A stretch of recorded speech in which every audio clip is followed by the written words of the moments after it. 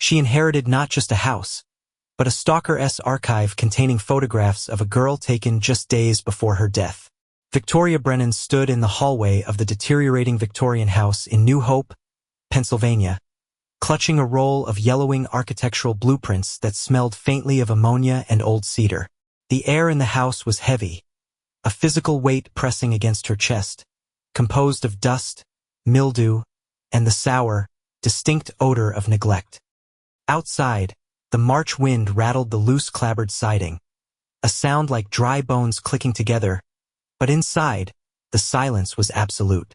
This was her inheritance, a 3-story monument to isolation.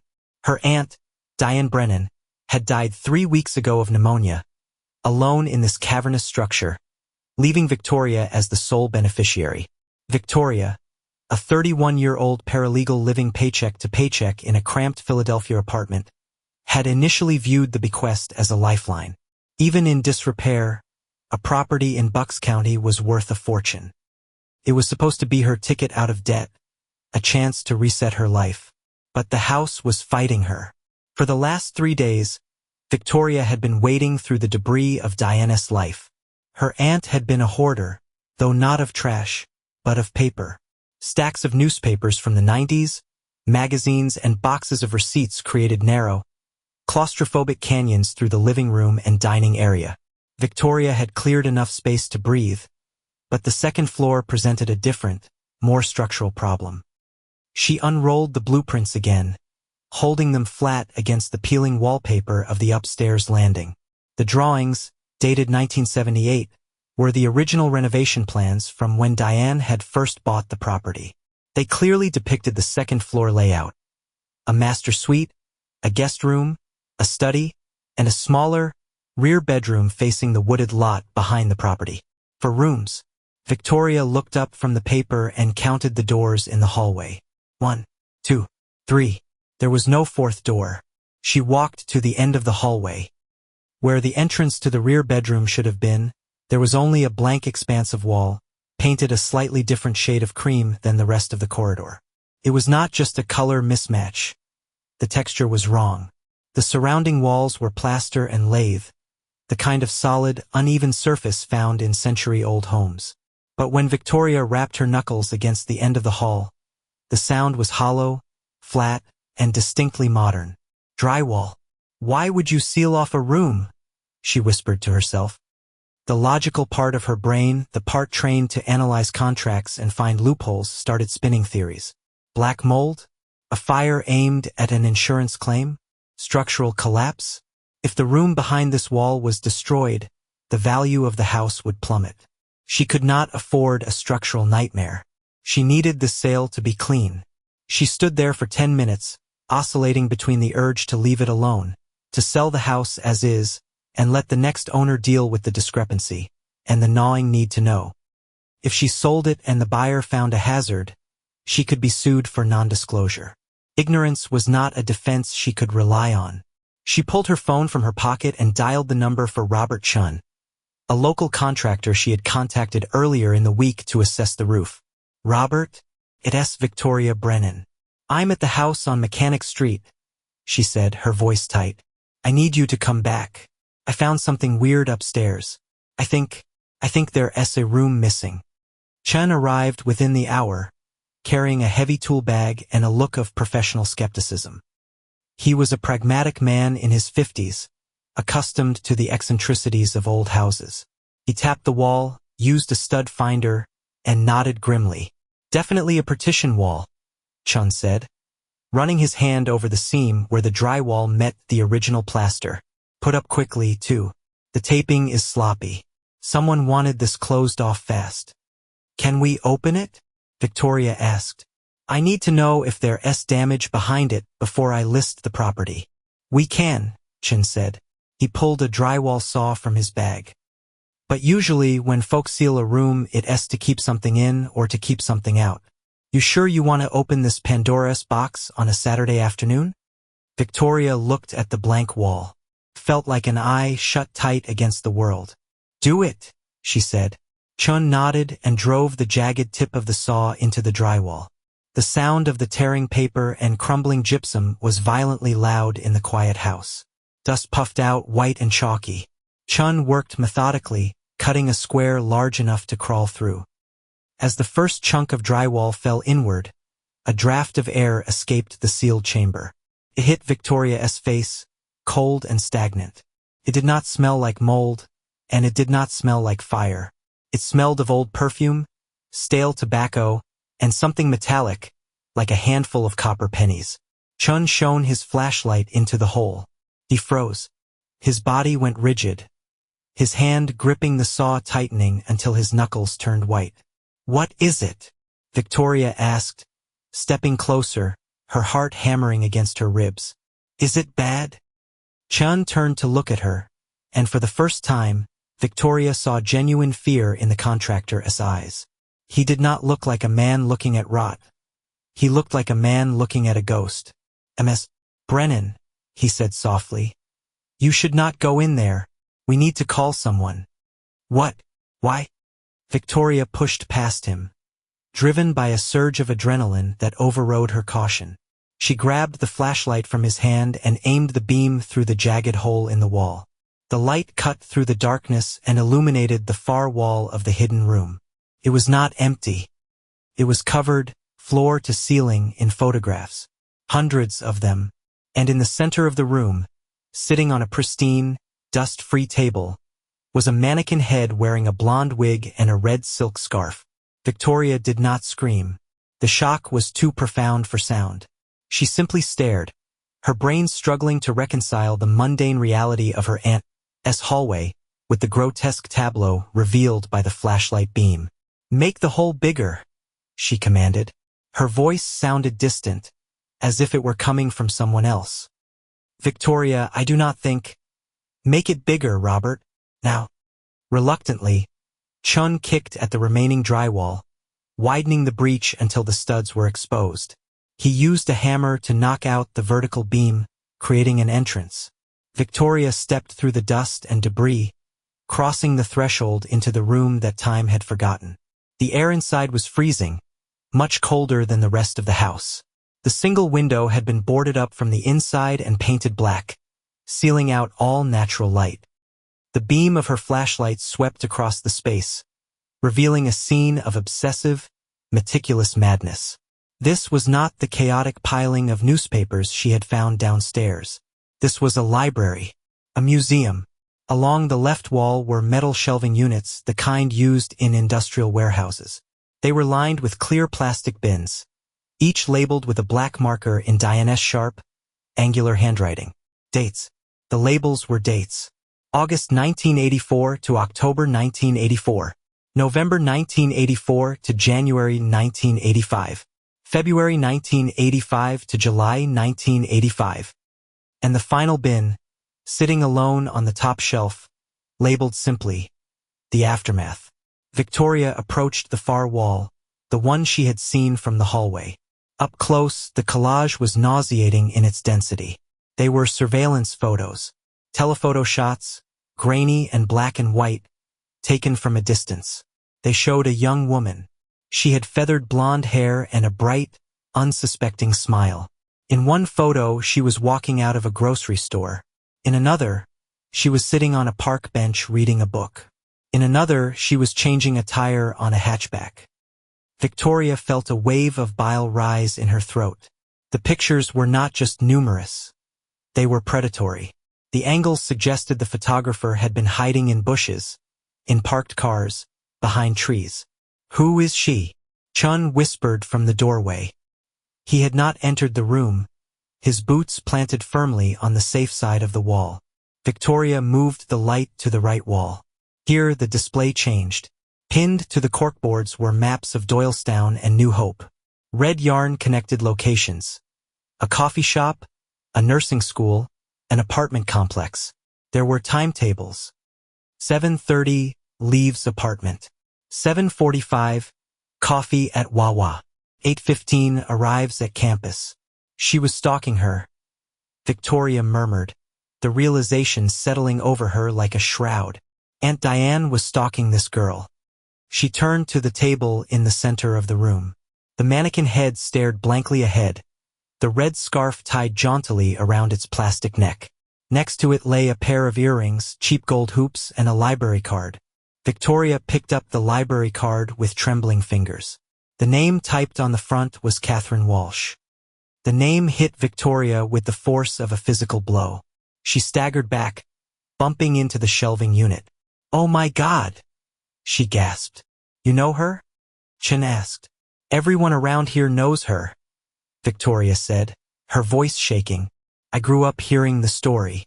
Catherine Walsh, the Doylestown Doe. She was murdered in 1985. It was the biggest cold case in the county. They never found the guy." Victoria looked around the room with new eyes. This was not just a Stalker-esque shrine. This was the evidence locker for a capital crime. She looked at the dates on the bins again.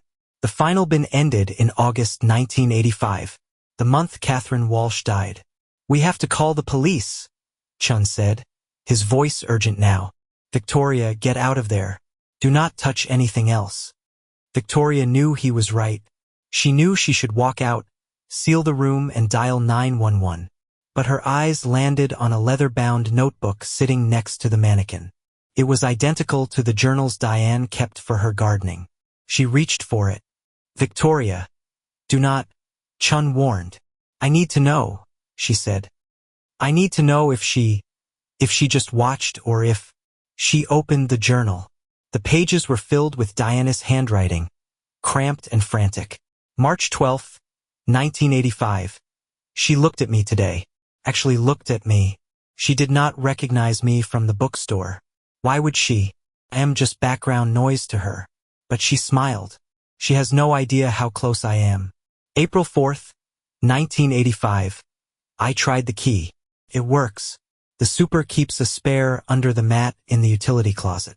I was in her apartment for an hour while she was at class. I touched her pillows. I smelled her clothes. I took the earrings." Victoria dropped the book. It hit the floor with a heavy thud. She looked at the gold hoops on the table. Diane had not just watched. She had been inside. She had been violating this woman's sanctuary long before she killed her. Victoria felt the walls of the room closing in. The eyes of the woman in the photographs seemed to be pleading with her. She had spent her childhood visiting this house, eating cookies in the kitchen downstairs, while this sat just a few feet above her head. She had hugged the woman who built this altar. She felt tainted. The inheritance was not a windfall. It was a curse. She was standing inside the mind of a monster. "Victoria!" Chun shouted, stepping into the room and grabbing her arm. "You re-hyperventilating. We re-leaving. Now." He dragged her toward the broken wall. But as they turned, Victoria's flashlight swept across the bottom shelf of the metal rack. There was a large, clear plastic bag, sealed with duct tape. Inside, folded neatly, was a white nursing uniform.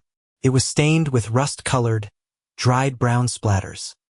The next 6 hours were a blur of flashing lights, static from police radios, and the crackle of crime scene tape being unspooled. The quiet street in New Hope was transformed into a spectacle. Neighbors stood on their porches, arms crossed against the cold, watching as men in white Tyvek suits marched in and out of Victoria's inheritance. Victoria sat in the back of an ambulance, a blanket draped over her shoulders, though she was not injured. A detective, a calm woman named Miller, had taken her statement. Victoria had told her everything, the blueprints, the wall, the journals.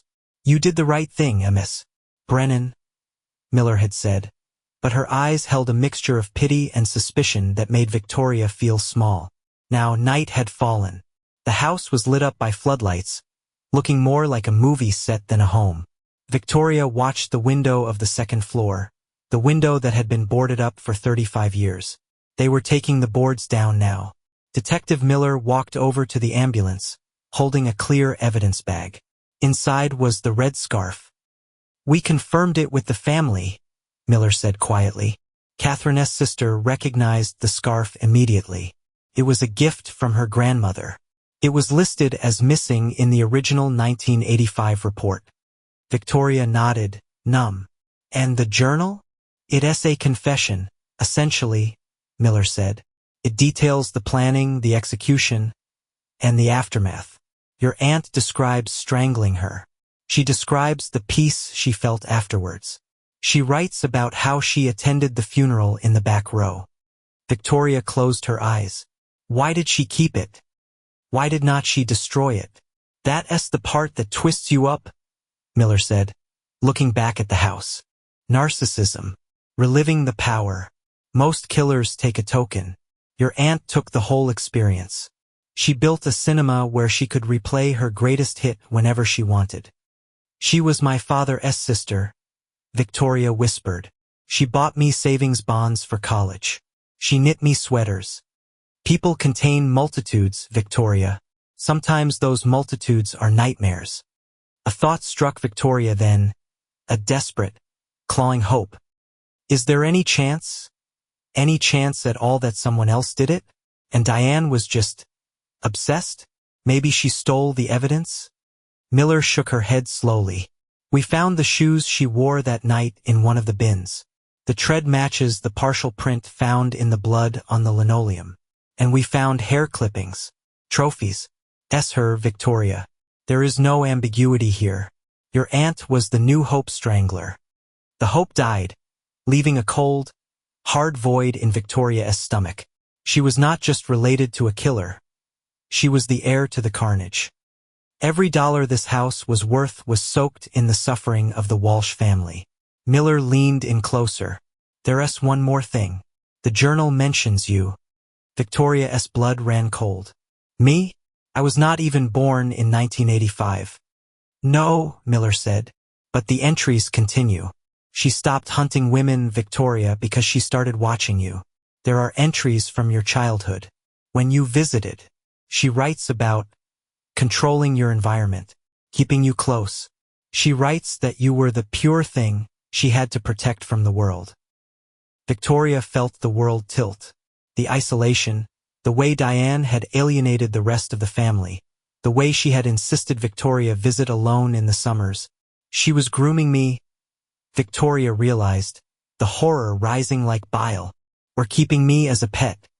She saw you as her property, Miller corrected, just like she saw Catherine. Victoria looked at the house. It was not just a building. It was a predator that had swallowed her whole life, digesting her slowly without her ever knowing. She thought about the money she needed, the debts she had, the freedom this inheritance was supposed to buy. But there was no freedom here. This was not an asset. It was a tomb. The legal process moved with agonizing slowness, but the court of public opinion was swift.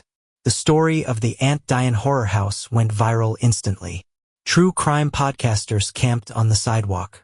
YouTubers broke into the backyard to film TikToks. Victoria could not go to work. Her face was everywhere. She was the niece of the monster, the girl who had been watched. 6 months later, the police released the property back to her. They had stripped the room bare.